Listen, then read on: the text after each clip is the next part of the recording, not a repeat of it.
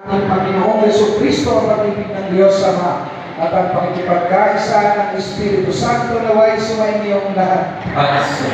Palakpakan po natin ang ating Panginoon. Sa umaga na ito na tayo po ay pinag-ilipon, pinag-isa bilang isang nagkakaisang simbahang buhay na buhay at umaasa sa tulong ng ating mahal na si Maria at ng ating Panginoong si Jesus. Kanina pinag-uusapan po namin doon, ano ba ito? 3 in 1, 4 in 1, 5 in 1, o 6 in 1 pa ito. Ang dami na.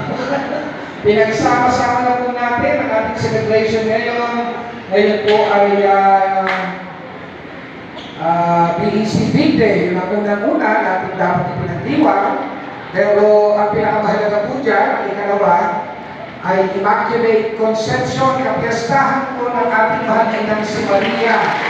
Ang ilan ng simbahan ng mga lahat na ito.